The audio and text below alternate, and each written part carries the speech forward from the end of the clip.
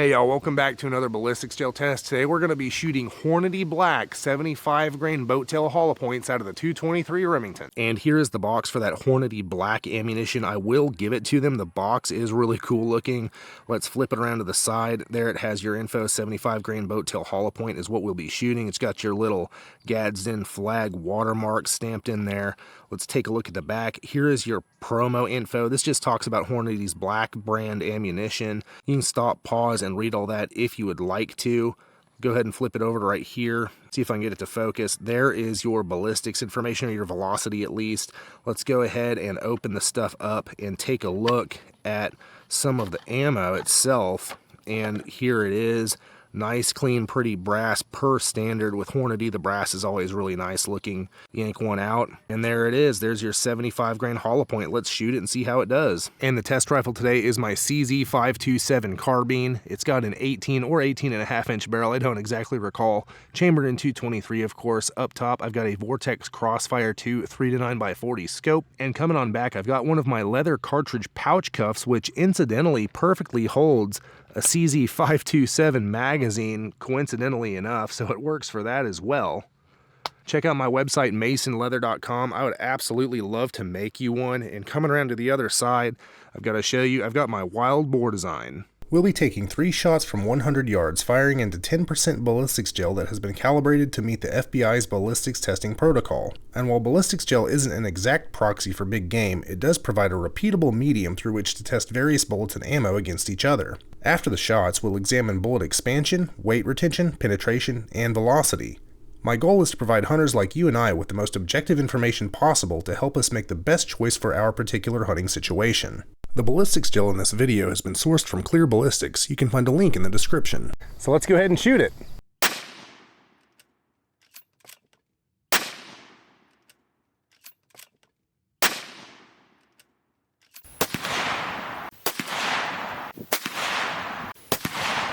And we are down here at the blocks after shooting that Hornady Black 75 grain boat tail hollow point load out of the 223, and we did manage to capture all 3 bullets. Go ahead and look at expansion. We've got 2 right there that are both at 15 inches. We have 1 that slipped over to the second block. It's right at 16.5. So pretty good penetration out of, the main chunks of bullets that remained intact there. Let's go on back. We had some real nasty expansion. We got some real good wound cavity up towards the front of the blocks. As you can see, there is quite a bit of fragmentation in there. I'm curious to see what these main chunks still weigh when I dig them out. It looks like we have some core separation here maybe, but these things did break up and hold together at the same time, so pretty interesting. Looks like we got some real nasty wound cavity from about the really 2.5 inch mark all the way back to about, it tapers off by the 8 inch point. There you go. And let's go ahead and take a look at the velocities for that Hornady Black 75 grain 223 load. Our high was 2661, our low is 2609, and our average is 2636. And here we are looking at those Hornady Black 75 grain boat tail hollow points as recovered from the gel. And yeah, these aren't a hunting bullet. This is like a match bullet where you try and get, your greatest accuracy possible, just range shooting type stuff. But I wanted to shoot this stuff into the gel just to see what would happen. I think it's a lot of fun. So weight retention wise, we saw 44 grains, 46 grains, and 49 grains for an average of 46 grains retained weight. And that works out to 62% weight retention. And the bullet there on the right, whenever I pulled it out, the jacket and core did separate. The other 2 didn't, though. They stayed together. And then onto expansion, we saw 0.51, 0.56, and 0.59 inches for an average of 0.55 inches expanded diameter. And that works out to 2.5x expansion. But keep in mind, the expansion on these wasn't completely uniform. They didn't mushroom out perfectly all the way around. The expansion number is a little bit swayed one way or the other just because of how jagged these wound up. And now on to velocity. Our high was 2661. Our low was 2609 for an average of 2636 versus the factory build velocity of 2790. So we came in 154 feet per second slow out of the 18 inch barrel of our CZ carbine. And then on to penetration, we saw 15 inches, 15 inches, and 16.5 inches for an average of 15.5 inches of penetration. Kinetic energy wise, with a 75 grain bullet going on average 2,636 feet per second, that works out to 1,157 foot-pounds of energy at the muzzle. Alright y'all, time for my final thoughts on that Hornady Black 75 grain boat tail hollow point load out of the 223. This is a target load. This isn't meant to be a hunting load or anything like that, but I do just kind of like to test this stuff in gel to see what it will do. And I know a lot of other people are interested in that too, so that's why I do it. So weight retention wise, no surprise, it didn't retain a ton of weight, 62%. But it was pretty consistent across all the bullets. What's interesting with a lot of your target loads, your hollow point loads that you shoot into ballistics gel or on game, a lot of times they'll be very unpredictable. They're either, you might have one that completely blows up, and then you'll have another one that just pinholes through and acts like a full metal jacket.